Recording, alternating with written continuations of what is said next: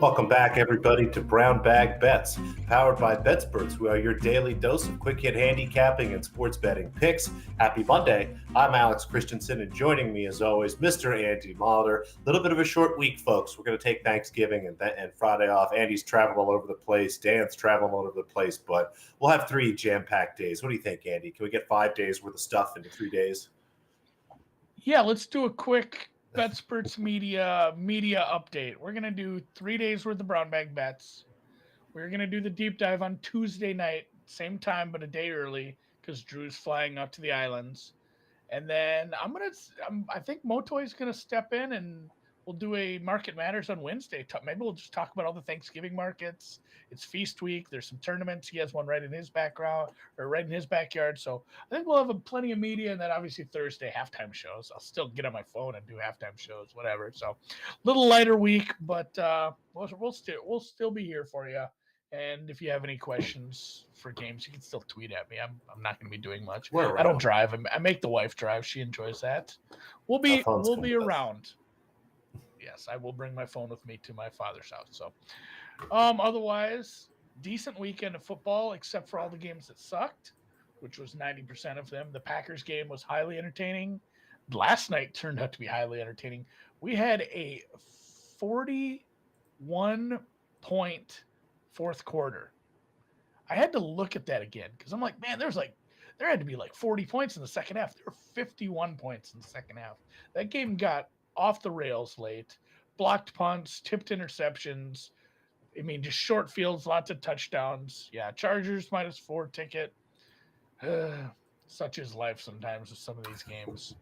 It's just the Steelers were probably the wrong side, but when you have some wacky stuff like that, you end up with it was like offsetting penalties. Replay fourth down, make them punt it again. Be like, oh man, I wonder if they'll get better field position. And then free runner comes through and they block the punt, get it at the 2. So wackiness ensued on Sunday night. Yes, Dan, our second half bet was the over 23.5. We got there a couple times. Both teams got there themselves, and it felt good to have an easy one once in a while. Yeah, I like that play quite a bit because the first half it felt like should have had a lot more points. The Steelers really kind of screwed up when they got close, and I mean, obviously, I don't think anyone predicted a 41 points, fourth quarter, which is an over. I think in a few games a year, just that 41 alone. It was nuts. But it was nice to catch a few of the touchdown scores there at the end, recoup a little bit of money, if you will. Yeah, get some anytime touchdown scorers. Yeah, there was some weird stuff, and yeah, the Steelers should have taken a safety at the end. I think I was actually gonna ask some of my people who run win probability models what the win probability difference is in taking the safety and doing the onside kick versus trying to convert, a 4th and 32, I think it was, which is an awful tough conversion for almost anybody, including a quarterback who can't throw it 32 yards. So, but we'll digress and we'll move on to multiple sports today because it is a Monday. We have a bunch, and we're going to fire up some NBA where the Bulls reign supreme. I only need 32 more wins, and we got that season win total over. It sure is seeming pretty easy. And again, not the way we thought. We thought this would be kind of a high-flying offense, scoring a lot of points, but the defensive additions have been really good. And although Vucevic has struggled, everybody else has kind of stepped up here. I mean, if you've been following some of the DeMar DeRozan props that we're posting at Ace NBA Previews, you're having a nice year. Turns out he was a pretty good addition. Caruso's going to make an all-defensive team, it looks like. Very bullish on Chicago, Andy. I see what you're doing there. Yeah, bing bong. Guess what? Knicks are dead. Yeah. It's early. It's fun though. Honestly, I don't care how they do in the playoffs. I'm not actually a Knicks or a Bulls fan. I'm not a Knicks fan either. But I just want 45 wins out of this team. Cash that ticket for me. So let's go Bulls, and let's see what you got for a half decent slate tonight. There's a lot of games. You kind of have to cut away a lot of the chaff, if you will, to get to the wheat. Is that how that works, or the fat to get to the meat? Anyway, I don't know. Working on my metaphors. I struggled with something just before the show, people. Don't worry about it. Turns out you shuck corn. Anyway, a handful of games tonight, just 3, though, that I like from a play perspective. And apologies, didn't get a chance to run my first quarter model. Ran out of time before the show. I'll post all that stuff on BETSPERTS in a poster. You can find that on Twitter. I'll tweet that out since I missed it today. But we'll start with the Thunder. Team total under 100.5 points. This is something we bet a few times, and we're going to continue to bet kind of over and over again. This is a team that really struggles to score even when they're in good spots. Tonight, it's a 3-4, a 6-9. They're playing a Hawks team that is rested, has kind of the defensive pieces they need. Obviously, it'd be better if they had DeAndre Hunter. He is, one of their better defensive players. But overall, this should just be a nice, easy, comfortable win for a Hawks team that I think is going to just really kind of blow away the Thunder. And instead of, laying the points, Atlanta's not really a quick, fast-paced team. Neither is Oklahoma City. I think we might kind of see a slow, comfortable game here. It's just really hard for me to get the Thunder even to 99 points, let alone to 101 that I need to cash this under. So Thunder under 100.5. Your Minnesota Timberwolves, Andy, the Wood Dogs, going to lay the wood here. -3, starting to see some 3.5s pop. Hopefully it bounces back to 3. 3.5's okay. No more than 3.5, though. I was able to grab, I think, a 2 or 2.5 earlier today. I have the Timberwolves here, about 6-point favorite. So once it gets to 4, it's a little bit too small of an edge for me to really get excited. But they've been a really solid team here. They're going up against a New Orleans Pelicans team that, for whatever reason, the market has been very slow to adjust, despite the fact that they look like one of, if not the worst teams in the NBA. We know Zion Williamson is still out, kind of, working on his body and trying to get himself in some sort of a shape here other than round to get into the season this year. Just think this is a nice spot for the Timberwolves. Yes, they're on the road, but 3-4 here for the Pelicans. So happy to lay some points here with the Timberwolves. Again, we'll draw the line probably right at 4. Anything deeper than that's probably no good. And then a little bit of optimism here. It's time for some overs. They got to be coming eventually, Andy. They've been starting to pop it every once in a while. And, again, I try not to be too trendy, but it's important to pay attention to those things overall so you can kind of get a feel for how the market's adjusting, how people are reacting. And I think this Grizzlies Jazz game here is just a great spot for an over. I'm seeing 221.5. I have this at 225 myself. Tweak some things. I can get as high as 226. I'm a little concerned maybe that the pace might not be as fast as I want it to be, but you go back and look historically, these teams generally play quicker pace games than they have average, kind of looking at the last year, their pace has picked up. I think, given kind of the guard interplay that we're going to have here tonight, I think that is going to lead itself to, again, a little higher pace, especially also with the young Memphis bigs that really aren't interested in kind of taking possession slowly. I think they're also going to be able to guard Gobert. So we're going to see, I think, it should be a more guard-centric approach to the game today. And as long as the pace can be, anything even close to average, I think we're going to get well over 222 here, and what should be a really fun game to watch. So team total under, laying the wood with the Wolves, and the Grizzlies Jazz over 221.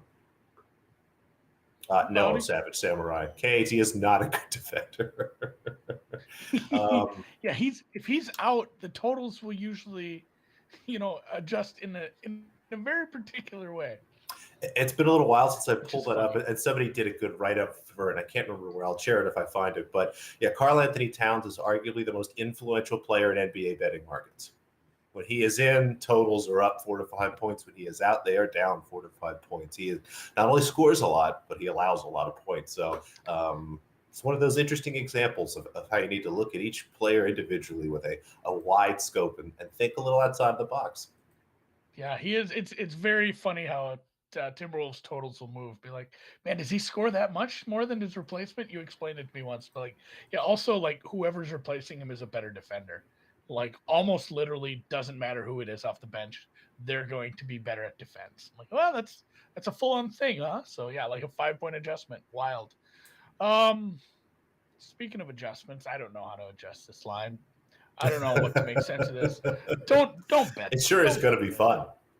Yeah, I mean, if you want, throw $50 on somebody just for fun, I guess. But we have the match 5.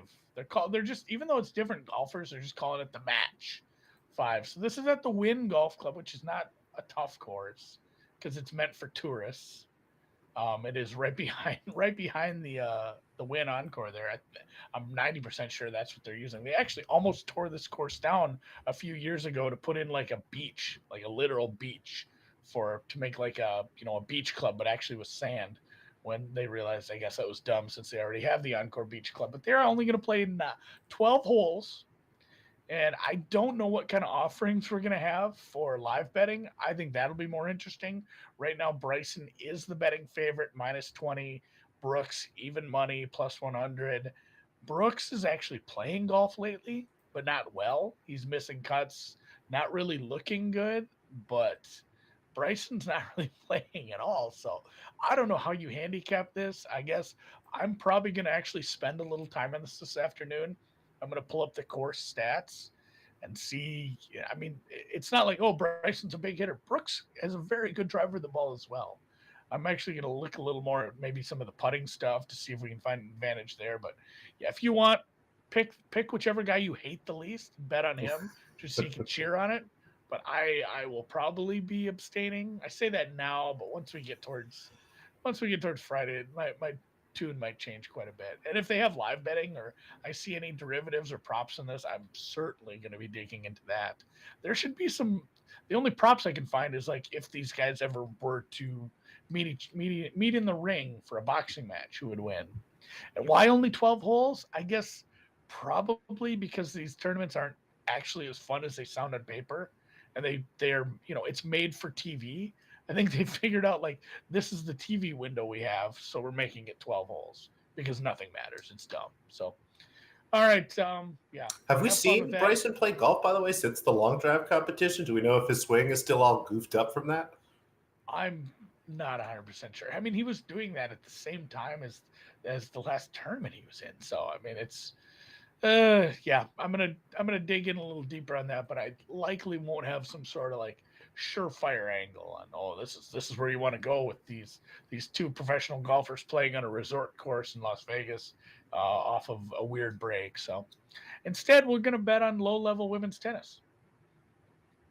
It is. There's tennis. It's amazing. It persists no matter what. I always say that it's 11 months a year, but even I forget sometimes. It really is quite fantastic. What we have here is an ITF event, and I've described these before as kind of like AA, AAA tennis, if you will. If you're familiar with baseball and kind of the way that's set up. This one is not a challenger event. It's just a touch lower. It's for 100 ranking points, so it's technically an ITF event. So you'll find this stuff under ITF women. But again, 100 ranking points here, and it's a pretty solid field. If you go back and compare this field to what we had from some of the 250s, again, the lower level WTA events the last couple of weeks, there's actually some better players here. Matches are just starting to open up.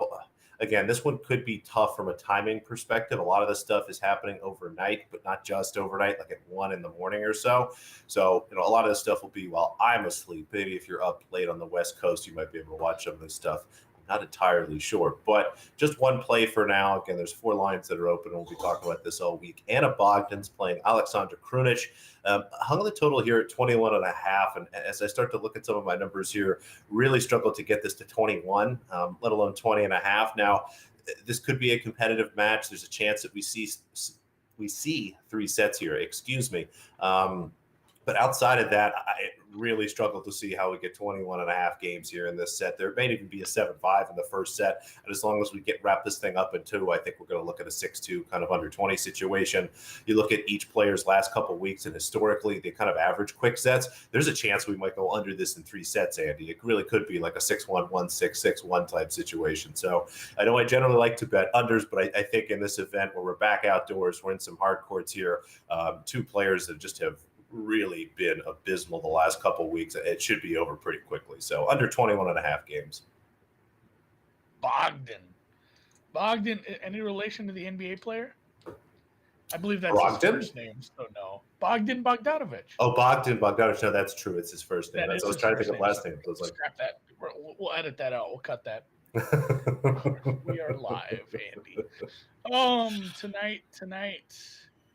Tom Brady takes on his old nemesis, the New York Giants, who have foiled his attempts at many a Super Bowl, 2 to be exact. Obviously, doesn't like those NFC East teams. Yeah, Eli will not be on the field. Are they doing the Manning cast tonight? Somebody fill me in on that. I'm not on. I don't know They what the better schedule be. is. They better Yeah, be. this game might stink. So I do need the Manning Well, cast. I want Eli stories. I want Eli like casually like gloating about beating Tom Brady twice. Eli making fun of Peyton Manning for never beating Tom Brady. I do enjoy that part. We I need like it when Eli kicks back a little because Peyton's kind of mean, but I think we need this. at the same time, I think it should just be the Phil Mickelson cast. That guy came, yes, on the Manning cast, good. They should just bring Phil in for all four quarters. Phil came like prepped, like he Brings the flipped that heat. interview on its head. He brought the heat for sure, but yeah, Tampa Bay minus It's all 10 and a that half, special coffee. minus 11 at some places. Yeah, I have tried this coffee. I've tried it so fast. Shit works. Tampa Bay, the total in this one is 50. And honestly, this market has been pretty static. I feel like there hasn't been a whole lot of movement one way or the other. I think this just kind of opened right around 11 and just sat there all the week. I'm not 100% sure on this total. Looks like the total dropped a titch. There were some 50 and a halves in the opener, so not a lot. Maybe some two-way action. I don't know. I'll have to talk to somebody on that. It's either two-way action or not a lot of action whatsoever. Regardless, I don't have a strong lean. I would probably play the Giants plus 11 if you found a good price on that. It's a bit much just based on how Tampa's offense has looked the past few weeks without Antonio Brown, who is in kind of trouble apparently for maybe it sounded like he might be actually vaccinated, lost his We're vaccination gonna card, find out. and then he got a fake vax card. So the whole weird Antonio Brown is in some convoluted legal situation.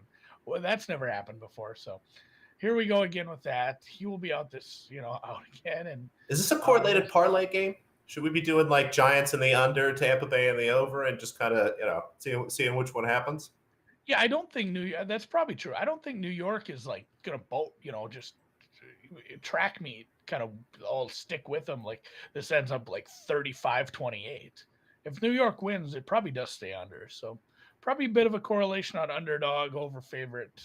Maybe not even over favorite. It might be only correlation on the New York side because if New York just may not show up offensively, and it could be like Tampa 40-0 kind of thing. Yeah, 31-3, whatever have you. But I know we will be doing some first touchdown scores. Oh, we got it. And I feel like there's going to be a tight end who cannot get himself a USAA account. I love those commercials. I'm all for it. I can't tell if he's acting or not. I need more dumb Gronk in my life trying to do silly things like pretending that his USAA number was it like 12 or 18 or something? I think it was just his jersey number. It's 87, right? Yeah, I think he just picked his, which surprisingly, they probably nixed his original idea for what he wanted for that commercial. There's probably another Gronk, number he had in mind, but it looks like he's back tonight. This one's a little tough. He's been out for a while. There's a lot of positive words that they're optimistic that he makes a healthy return tonight. And if he does, he kind of slides right in. Again, as you mentioned, we know Antonio Brown is out tonight. So he slides right in kind of that third target role, especially near the end zone. You poke around, you have some chances to find him at double digits, which generally is a great number. I'm happy to take him at this price, especially kind of in this matchup here. The Giants have been open and subject to a lot of tight end touchdowns here. I thought about even maybe playing Brady, but was hoping for a higher number than kind of the 20s that's floating around out there. If Gronkowski is out, I will definitely add some Brady, but it looks like Gronkowski's in, so happy to play him at double digits.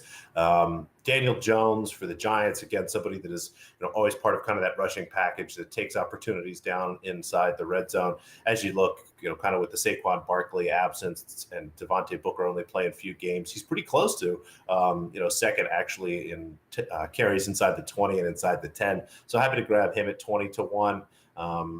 We'll actually skip here, go right down to Brady at 35-1. Again, he's somebody that runs a lot more than people give him credit. You go back and look, he has a couple touchdowns every single year. And again, I'm happy to play him any chance I get at 30-1 or better. And the two tight ends for the Giants, with all the wide receiver turnover, you go back and look the last few weeks, there's 4 or 5 targets for Evan Ingram and 3 or 4 targets for Kyle Rudolph every game.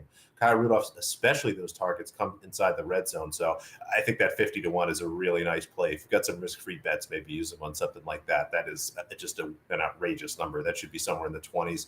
And then Ingram there at 25-1. Again, that should be, I have that closer to 15, definitely less than 20-1. Again, he's been picking up more and more targets.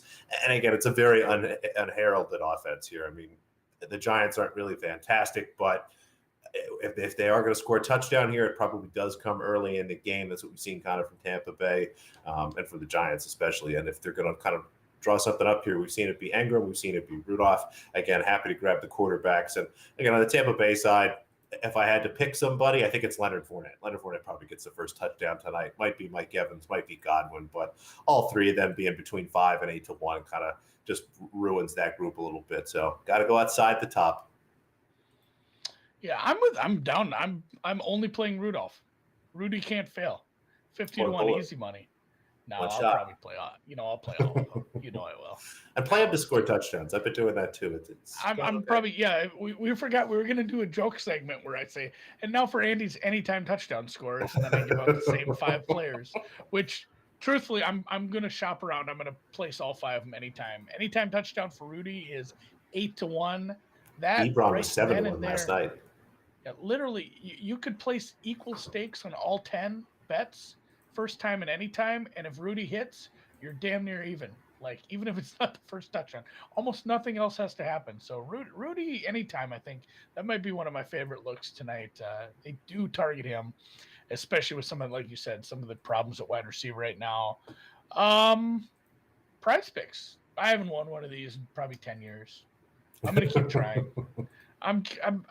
I believe you could do it. I'm doing a little differently. I'm looking at the actual betting market for some of these props. I'm using the 4for4 tool. I'm using some of my own intuition and stuff, and I'm still just betting overs. Because I bet an under the other week, and the guy had a really great game. So I just picked out the overs I liked. In fact, at first glance, I wanted to play Chris Godwin's under, and I just can't do it with the way the target share has gone. The way this target share has gone with AB out, his targets have ballooned. And despite the Giants knowing this, I'm not sure they have, all the secondary pieces to take away everybody. And Godwin just finds a way to get separation. And he has gotten 11, 12, and 8 targets over these past 3 non-AB games and had 23 catches in that span. So over 6 is a high number. I'm still going to play it. I think this pushes a lot of times, and I honestly think he ends up again with 7 or 8 catches like he has the last few games. I did a 3-legger. I'm going 5-for-1 to make all my money back. Tom Brady over 26 pass completions. This is a little more of a 4for4's prop tool. Agreed with me on this. The market in general agrees with this. If you wanted to bet over 25.5, you got to lay like minus 220 in the betting market with this. And then just also his past couple games as far as how many completions he's had. If the game script goes to plan, and I think it does as far as limiting Fournette and making him throw a little more, I think we get this for sure. That's probably the one I'm least confident in. If I had to play just a 2-leg, it would be Danny Jones and Godwin. Yeah. So I did play Daniel Jones as well as my 3rd leg over 17.5 rushing yards. This is not something he gets every week, but he is averaging 6.25 carries per week. He's gotten this total of 5 out of 8 games this week so far, or 5 out of 8 games this year. In one other game, he only got 17 yards, which was actually last week. And despite being a top 5 rushing defense, the Buccaneers are actually a little susceptible to a running quarterback. If you go back and look at some of the schedule they played over the past few weeks, they actually gave up quite a bit to Jameis a couple weeks ago, or I think that was a few weeks back. They gave up a bunch in a game where the Bears only scored 3 points. They gave up like 40 yards to Justin Fields on the ground. They gave up a bunch to Jalen Hurts the week before that. So they are a team that has been susceptible. In fact, I think 3 out of the past 4 weeks, they've given up almost 40 yards to the rushing quarterbacks that they've had to face. And man, they actually did a good job against Heineke. He only had 15 in a game that was obviously a game script that we weren't expecting with the Washington football team leading from wire to wire. But still, I like this one quite a bit. So Danny Jones over 17.5 rushing yards, Godwin over 6 catches, and Brady over 26 completions for this one. And you can get your 100% instant deposit match up to $100 when you use the promo code BBB for new users. And for that, I think we did it. We touched on all the sports we wanted to today. I'll have some college basketball starting next week. That'll be a lot of fun. And we'll catch you guys tomorrow. Hit the like on the way out. Bye, guys.